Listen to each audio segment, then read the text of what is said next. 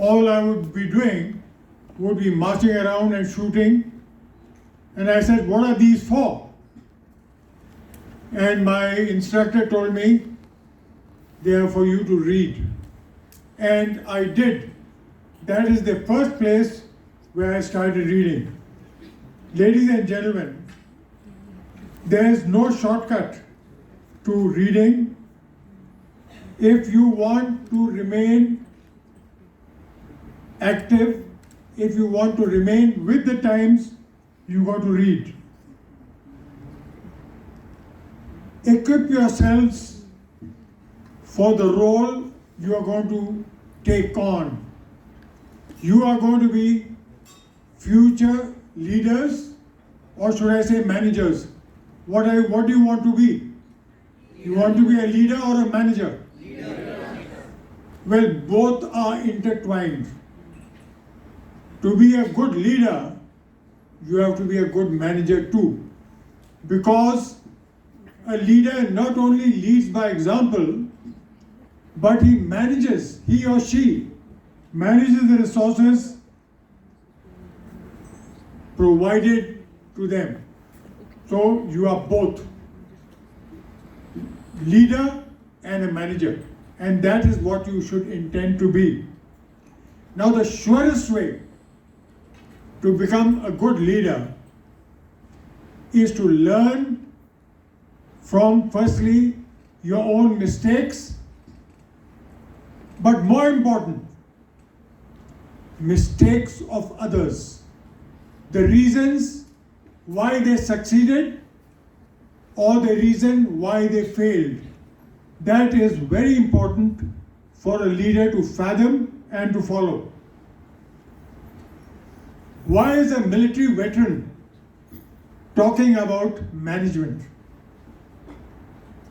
As I explained, a military leader is also a manager. Both are interchangeable. There's no difference between the two. Your textbooks might tell you a lot of differences, but let me tell you, there are none. A manager concentrates more on material. A leader concentrates more on the human side, but both are intertwined. In my opinion, there's really no difference. Management jargon has been borrowed from military language. They've just given it a different version of it, but management really started from the military. In the military, you have to know what is available, you have to know what your aim is, and work towards utilizing the manpower and the resources to achieve success. Your aim will be to manage and utilize the resources, the machinery, and the manpower, which is going to be at your disposal for profit. A military leader aims for victory. Your victory is if you can produce profit and also look after the resources placed to you. That is something which managers should not forget. And boys and girls, all of this you can learn from reading. Read, read, read.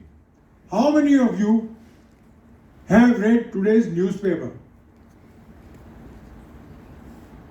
I'm not going to ask you what you read. Okay, you read. I'm sure there must be others.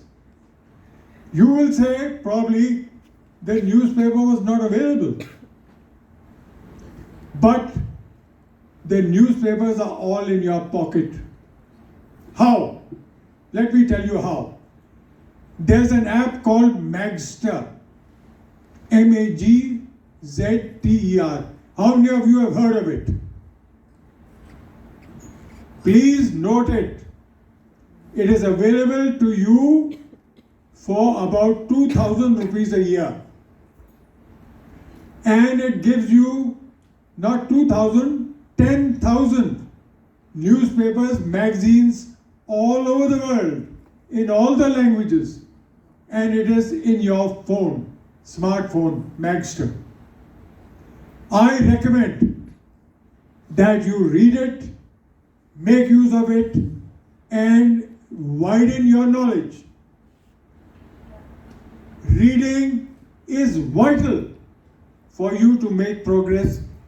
Reading is vital for you to survive. What to talk of progress? For you to survive. If you don't read, maybe I'm not talking of WhatsApp library posts. They are rubbish. Read serious literature. Read literature from which you can learn. I think the WhatsApp library gives you all negative inputs. So it is very difficult, but do it. Another thing, if you don't have access to books and magazines, again, do digital reading. This you can easily do. Digital reading is very, very important. And what you will learn from reading is that many people had crazy ideas. But let me tell you, the craziest idea will probably be the most successful. When I was commanding a brigade in insurgency in Manipur, we had the problem of the insurgents hiding in the Loktak Lake. Loktak Lake is the largest freshwater lake in India. It stretches for miles and miles. And in Loktak Lake are floating islands where the insurgents get succor, they hole out in those, and whenever we went into operations with our boats, they would fire and sink the boats. So we were wondering how to overcome this problem. We couldn't swim, the lake is too large. So one of the commanding officers told me, sir, give me 1 week and I'll produce an unsinkable boat. So we gave him the opportunity, and after a week, he came. He was from a Gorkha battalion. He came with bamboo shafts tied together in a raft, buoyed by thermocol bags, big thermocol bags, and we fired into the thermocol bags. What happens? The bullet just goes through, punctures 1 or 2 of the bags, but the boat still remains afloat. Unlike what we had tried earlier with tires or tubes, no, they don't work. So it was a crazy idea, but it succeeded. So remember that the craziest idea, you as managers or leaders must never shoo away crazy ideas. Examine them. Give the crazy person a chance to prove his or her idea. So books are vital for your progress. Some books are to be tasted. Let you just have a look. Others to be read. And some to be chewed and digested. You must chew and digest the books of great authors who have written about management, who have written about progress. I'll come to this later. Inculcate the habit of reading. It is a habit. If you don't get into the habit, you will never read. So my recommendation to you is devote certain time of the day to reading. And also, you must have been told, read widely. My advice to you is read smart. Read what is pertinent, read what is current, read smart. And you know what? For you, reading smart is reading about management, reading about industry. Also, when I was in school, we didn't have all these smart things. We had to read library books, which I loved doing. I inculcated the habit of reading in school. But if you were reading a library book, you were also expected to have a dictionary alongside it. Because it is pointless reading if you don't understand every single word of what you read. How many of you do that? It's all available on your phone. Get the dictionary app, Oxford Dictionary app, free. And if you don't understand anything, for God's sake, go to the dictionary and find out what the meaning is. Another thing which I will recommend is a thing called a thesaurus. How many of you know what a thesaurus is? Yeah, you young people. What is a thesaurus? Oh, you must know. A thesaurus is the opposite of a dictionary.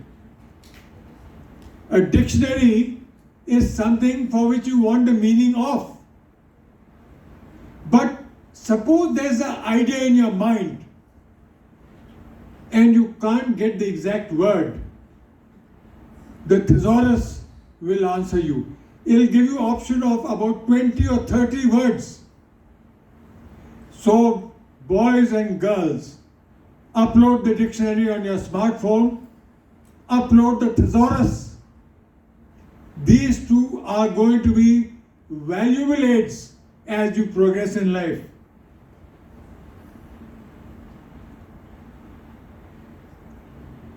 Reading depends on whether you are an early morning bird or a late night bird or a midday bird. So read at the time when your mind is most receptive. I prefer reading at about 4:30 in the morning because my army training has made me an early morning bird. But if the other hours suit you, follow that. But make it a habit. Explore various authors. As I said, read smart. If something doesn't appeal to you, if some subject doesn't appeal to you, don't persist in reading it. Drop that book. I would recommend and advise you, read one book at a time. If you are reading a novel, I've seen people reading 3 novels at one time. 1 hour. No.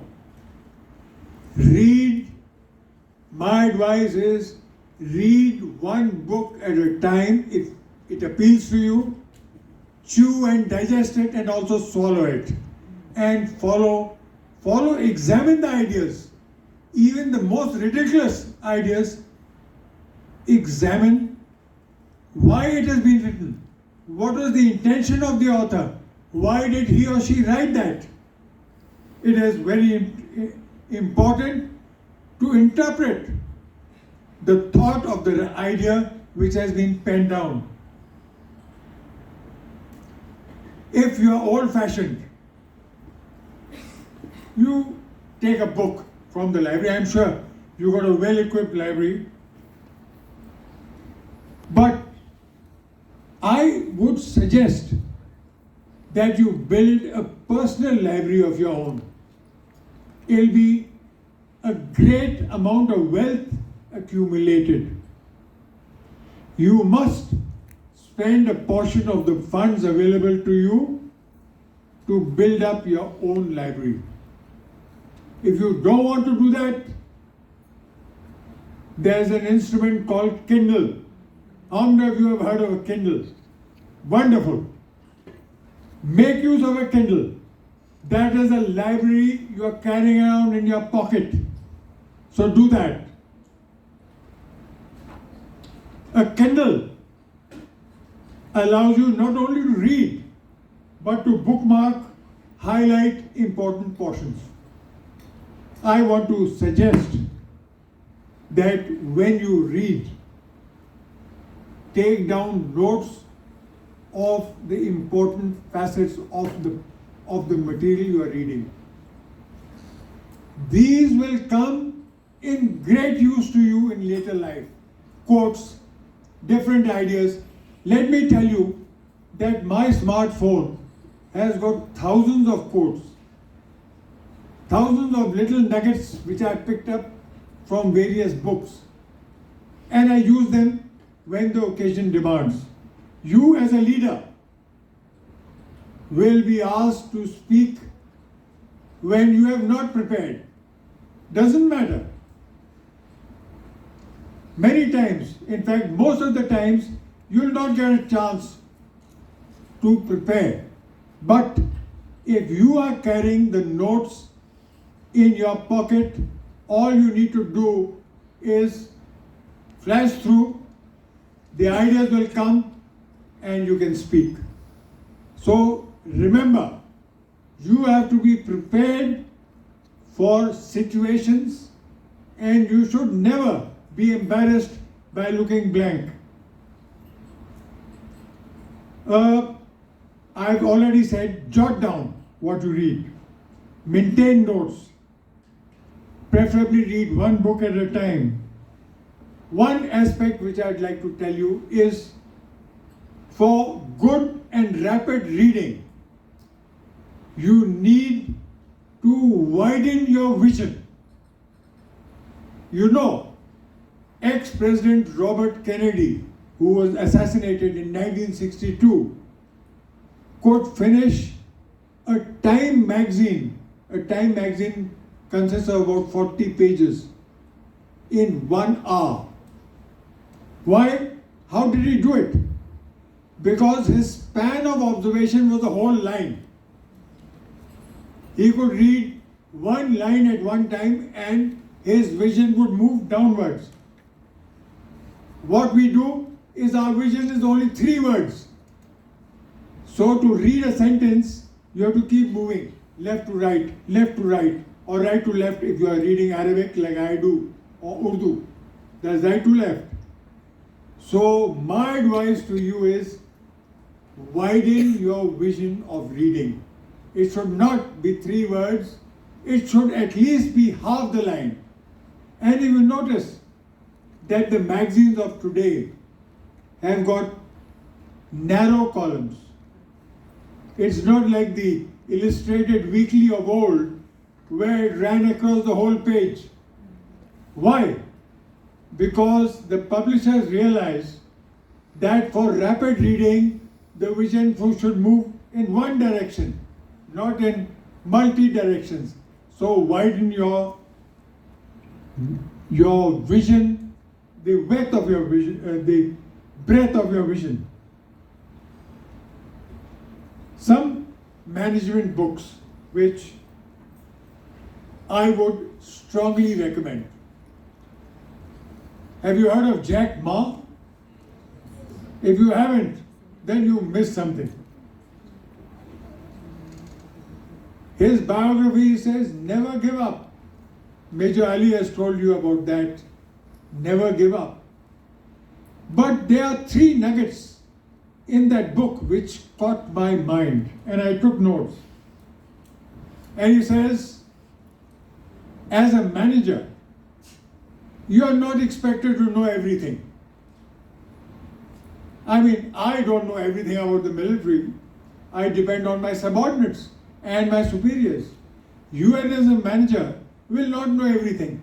So he advised, when hiring people, hire people smarter than what you are. Now that's, if you are very proud of yourself, you say, how can I hire somebody smarter than I am? No, but take Jack Ma's advice, hire people smarter than you are. The problem with hiring smart people is that they can't work together. One thinks he's smarter than the other. So your job as a leader or as a manager is to make those smart people work together. That will be the secret of your success as a leader. And last thing which he says, everybody goes in for something different. That's important. In industry, you have to go to be successful, to be different. But he says, not only different, but something unique. So give the customer something unique. Jack Ma, you must read. Next book I would recommend is The Psychology of Money by Morgan Housel. All these books, if you can read, you got it done. What he argues is that doing well with money has less to do with intelligence and more to do with behavior. So if you want to make money, intelligence is important, but what is most important is your behavior towards your client, towards your workers, and everything else. The next is the biography of Ratan Tata. Some of his famous quotes are worth repeating to you all. He says, I don't believe in taking the right decisions. I take decisions and then make them right. Okay? This is so very important. You will sometimes make an incorrect decision, but work in such a way that it ultimately proves to be the right decision.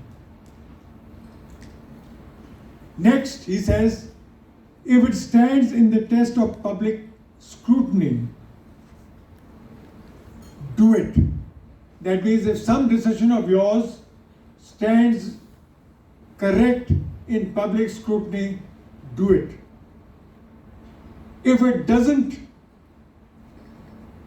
pass through the test of the public, then don't do it.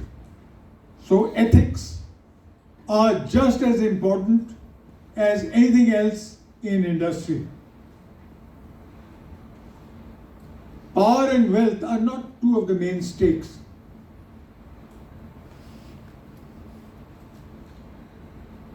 Next, he says, none can destroy iron except the rust in the iron. So if you have got this rust inside you, discard it. Otherwise, it's going to destroy you like rust destroys iron.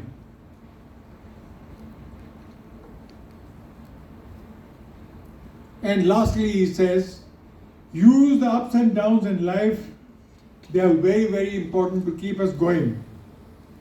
Because the parabolic curve, it will come. And what Tata says, a straight line is dangerous. Even in an ECG. How many have had an ECG? If there's a straight line, the doctor says there's something wrong.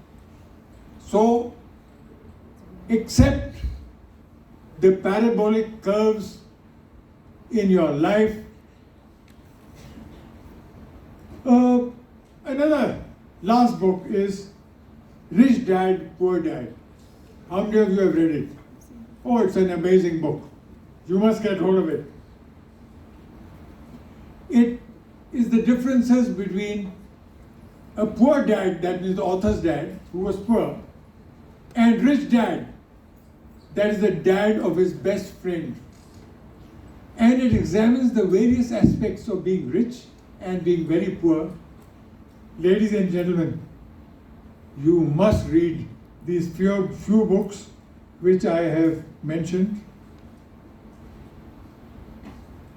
And lastly, a good manager or leader must be healthy.